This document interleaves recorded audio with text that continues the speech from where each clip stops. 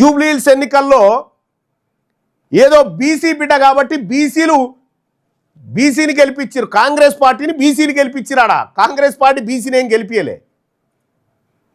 తెలంగాణ రాష్ట్రంలో ఖచ్చితంగా ఈ రాష్ట్ర ప్రభుత్వం బీసీలను కళ్ళెదురుగా మోసం చేసింది. కళ్ళెదురుగా మీరు ప్రమాణం, మంత్రులందరూ మీరు మీ భార్య పిల్లల మీద ఒట్టేసి చెప్పురి, కులగణన లెక్కలు బయట పెట్టిరా?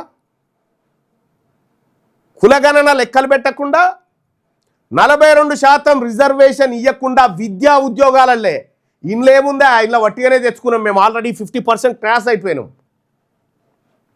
విద్యా ఉద్యోగాలలో 42% వాటా సంగతి ఏంది? ఈ సంగతి తేలాల్సిందే. ఇది ప్రజాక్షేత్రంలో కాంగ్రెస్ పార్టీ చేసిన మోసాన్ని ప్రతి గడపకు వివరించాల్సిందే. వివరించి తీరుతాం. ప్రజాక్షేత్రంలో ఈ పార్టీకి ఉరితాడు బిగించక తప్పది. నువ్వు బీసీలను మోసం చేస్తా ఉన్నావు.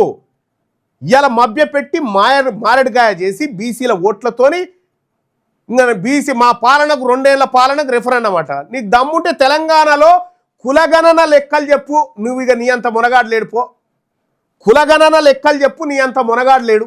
ఏ కులం వాళ్ళు ఎంతమంది ఉర్రో, ఏ గ్రామంలో ఎంతమంది ఉర్రో ఆ గ్రామ పంచాయతీ కాడ ఒక స్టిక్కర్ అంటూ పెట్టి, ఇగో ఈ కులం వాళ్ళు ఇంతమంది, ఈ కులం వాళ్ళు ఇంతమంది, ఈ కులం వాళ్ళు ఇంతమంది అని చెప్పి లెక్కలు అంటూ పెట్టే దమ్ముంటే, నిజంగా నువ్వు మొనగానివి అయితే, ఈ రాష్ట్ర ప్రభుత్వానికి దమ్ముంటే, మీలో పారేది కాంగ్రెస్ పార్టీ రక్తమే అయితే ఈ లెక్కలు బయట పెట్టరు.